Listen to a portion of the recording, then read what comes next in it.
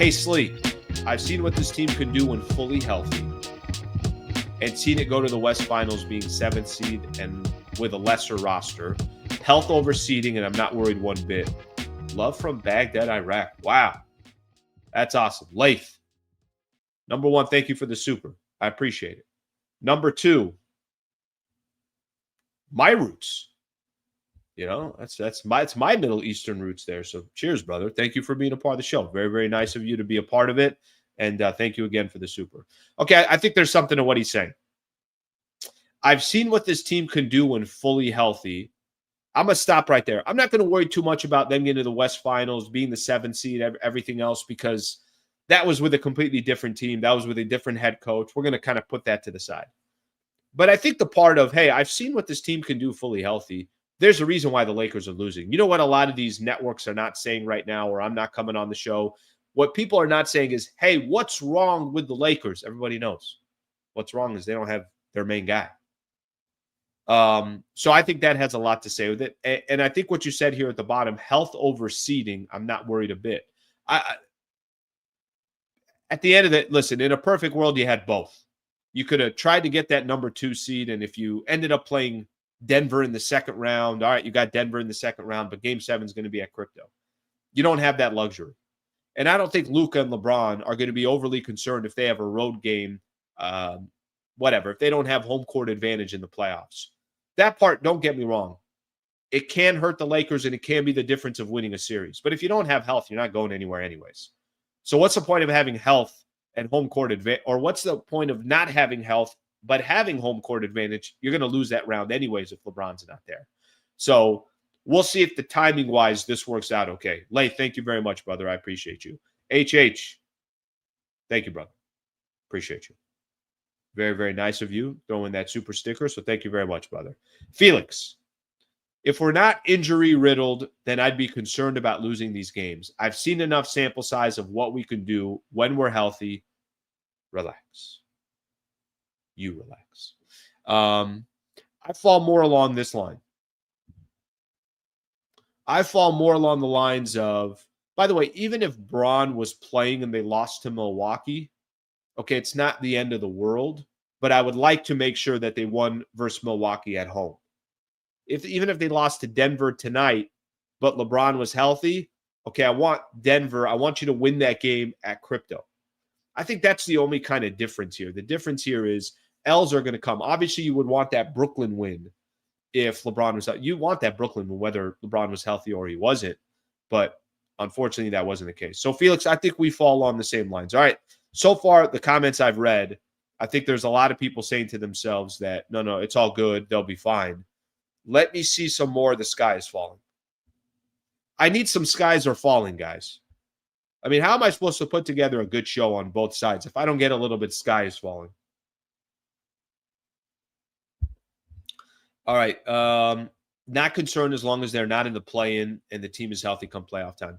There is some truth to that about the play-in. You know, the whole idea on the concept is the best thing about not being in the play-in is you get that week off. It's not a week off, but it's close to a week off. It's about 5-6 days. And who knows, if let's just say Lakers already kind of locked up there in the seedings, it's not going to change before the final game on Sunday. Maybe they're resting guys for one full week. What does that schedule look like in that final week? Is it a Friday and a Sunday game? Let me see what it is. So they play Friday against the Houston Rockets and then Sunday against the Portland Trailblazers. Maybe by the time Friday's game is done on April 11th, this is the key of not being in the play-in.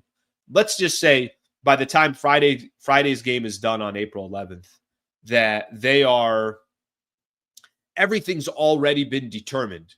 We already know what the seeding is going to be. Sunday's game just doesn't matter. You can get one full week off before the playoffs start. And I think that's big for guys like Luka, for LeBron, guys that have kind of been in and out of the lineup.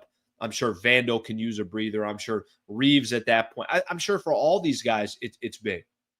So that's a good point in the sense of as long as you're not in the play-in tournament, you can kind of figure things out from there.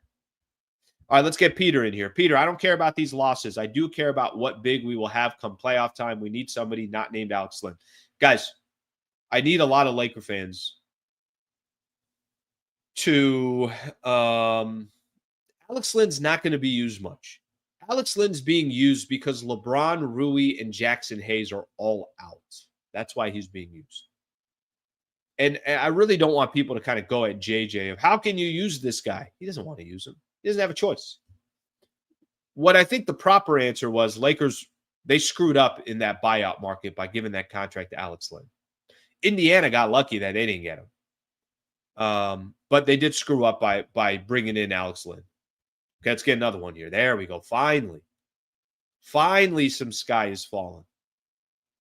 Can't do a proper show without this. Very concerned. Going from hosting at least 2 playoff series to maybe hosting 1. Maybe is a big word, by the way. I mean, by the end of tonight, if Houston handles their business and Denver, for all intents and purposes, handles their business against the Lakers, you would not be hosting a first-round series. But I'll go back to what I said a little bit earlier. I think for me, home court is a little bit – home court, I'm not as I want home court because I think it could be very helpful to the Lakers, but I think probably – and also because they got all the way up to the number 2 seed, so you felt like they earned it. But if it's not there, then it's not there. A lot of Alex Lynn. The Lake Show has officially dried up and turned to Death Valley. I think they'll be okay. I think they'll be okay. I really do. I think just where you really can start assessing this team is really got to assess them once they get healthy. And my concern is less to do with the standings. My concern has more to do with, is LeBron healthy? And then I'll get greedy and then worry about the standings. I'm concerned that they lost the Brooklyn game because I didn't expect them to win against Milwaukee and Denver. You're fair. I'll keep saying that. The Brooklyn game was a really, really bad loss. Really, really bad loss. We can't beat the Spurs or the Bulls. They both have a center. We don't. All right, we'll get to that time when it comes. I know they're going to have some really winnable games next week that there's kind of no negotiation on. Next week, they got no choice. They have to beat. Can they beat Phoenix? I mean, you got to beat the Spurs. You got to beat Chicago. And frankly, you probably got to beat Phoenix as well if you want to just keep your head above water. Okay, I want to look at something here real quick as we get ready for Lakers and the Nuggets coming up tonight. Damn, how quick did things change? Do you guys remember this? How long ago did it seem when the Lakers walked in the Ball Arena in Denver? Luka went off for 32, 10, and 7. Had 4 steals, by the way. LeBron had 25, 9, and 5. Reeves had 23, 7, and 4. Rui gave you 21. Basically, every starter was phenomenal. And the Lakers walked into Denver and blew them out, 123 to 100. Doesn't that feel like that was a year and a half ago? It really does. Just, not BSing with everybody. It feels like it was so long ago. All right, this is how long ago it was. Try to find the exact date when that game was. Yeah, they played Denver it was February 22nd. So 3 weeks later, they're going to be going back to Denver.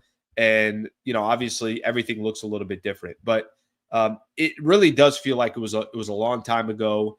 But it also just kind of tells you how much has changed since the Lakers got that win, got that W against Denver, and it was Luka's kind of going out, or it was his coming out party for the Lakers. I thought last night was interesting too, because that Luka version from last night reminded me of the Luka version when he was in Denver. I mean, Milwaukee had no answer for Luka yesterday. He had 29 in the first half, ended up with 45. And I saw some people in the postgame show yesterday saying, hey, they're just stat padding. No, stat padding is that's not the right time to say they're stat padding. I mean, the Lakers were trying to win a game against against Milwaukee. Luka's looking around and saying, okay, well, I'm going to have to put this whole thing on my shoulders. Austin Reeves obviously has the green light to do whatever he wants. Nobody else was contributing. That's not stat padding. That is 100% two guys trying to do everything they can to keep the Lakers in the game. And they couldn't do it. I mean, there's no other way around it. But it was kind of nice to see, and it was refreshing to see both of those players doing what they were doing. It really was. It was nice to see both of those players kind of handling business the way they were. And I think that could have a little bit of an advantage for the Lakers, not for last night's game, probably not for tonight's game, but just in general to have some type of help out with their own confidence, help out with their own, especially for a guy like Austin Reeves. How much can that help down the road? We'll have to wait and find out. Okay, tonight against Denver. I'm going to give you guys just a little bit of my expectations, and maybe it's not realistic at all, and maybe this is just another blowout. But in a perfect world, if we can get some type of a world like this, I think that, obviously we'll give Lakers somewhat of hope, somewhat of a chance. Just stay in the game. That's it. I don't think anybody's asking for anything else. Just be in the game. Can we get to, by the time it's halftime, be within 6-7 points? Can Denver kind of approach this game not really paying attention because LeBron's not there?